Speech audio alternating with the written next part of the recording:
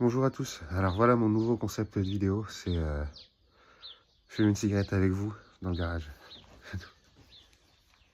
Et on va essayer de sortir des trucs spirituels.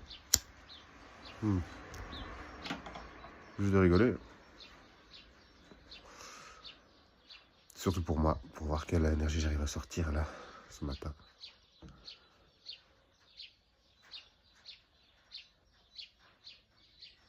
Par rapport au tout début, est-ce qu'il y a des choses qui ont changé? Eh ben, énormément, c'est fou. Mais qui changent, qui reviennent, qui s'en vont, qui reviennent. Je parle de personnages.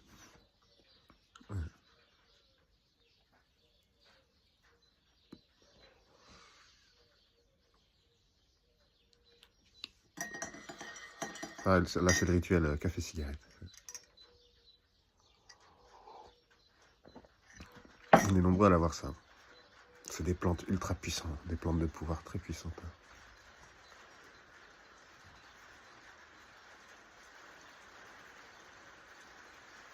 On doit les respecter, mais comment on respecte le café? Comment on respecte le tabac?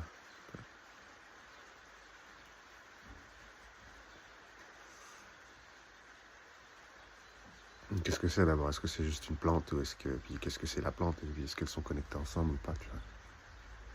Est-ce qu'ils nous aident ou est-ce qu'ils nous tuent?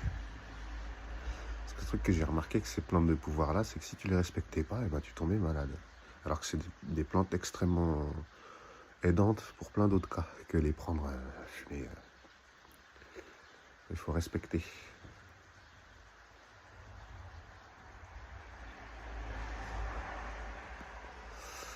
Puis quand on voit ça comme sacré, tu vois.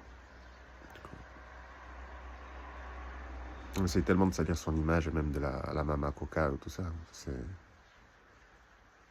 Alors que c'est pas eux, ils ont rien fait, en vrai. Mais heureusement qu'ils sont là.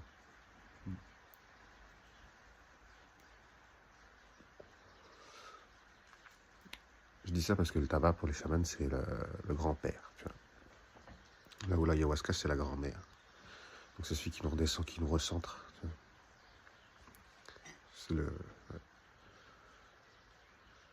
C'est l'abuelo, le grand-père. Il faut faire quoi avec? C'est l'opposé de l'ayahuasca. Et du coup, quand tu pars trop avec mamie ayahuasca, hop, bah, le chaman arrive et il te remet du tabac pour que tu reviennes te recentrer, tu vois.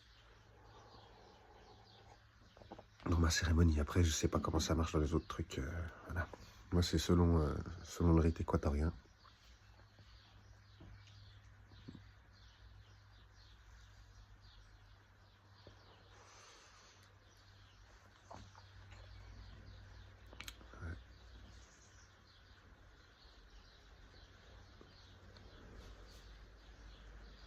Ah, j'ai pas prié ce matin. Ouais. Je relâche sur la discipline spirituelle, tu vois. Ce qu'il y a, c'est que c'est pas grave, hein, c'est pas grave de pas prier le matin tant qu'on est tout le temps en état de... On est tout le temps en état de sacré. De toute façon, c'est ça. C'est que même quand on prie le matin, tout ça, c'est pour nous rapprocher au maximum de cet état-là où tout est exactement à sa place et tout doit être respecté.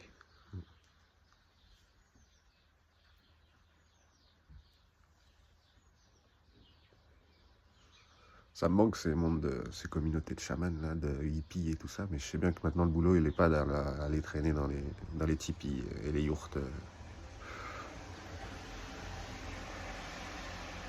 Alors elle est plus à faire passer le message, hein. Comme on dit, c'est une guerre d'information, donc allez-y, hein, si vous vous sentez chosen one, et on est beaucoup. On est beaucoup à être extrêmement sensibles, à être des guerriers de la lumière.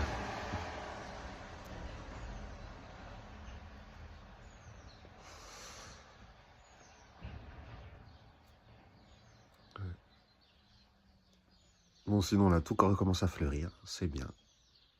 J'espère que vous avez des arbres autour de vous, que vous pouvez voir les petites fleurs, les petites abeilles, la vie qui reprend.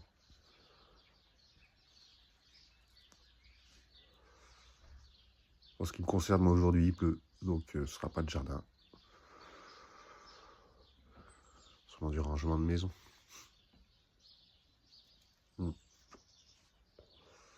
J'ai de la chance quand même, hein. Merci papy, ça, moi je le dois à mes ancêtres, hein, mon grand-père, merci. Même si on est très humble, une famille très humble.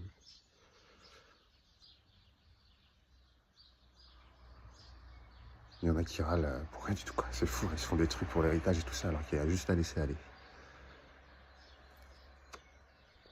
Enfin, je dis ça parce que je crois que j'ai envie de me détendre, tu vois, pas me mettre la pression.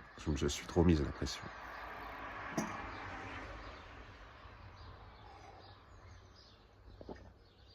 Bon, allez, ciao, la cigarette est terminée, c'était les 5 minutes du matin. Finalement, ce sera 5.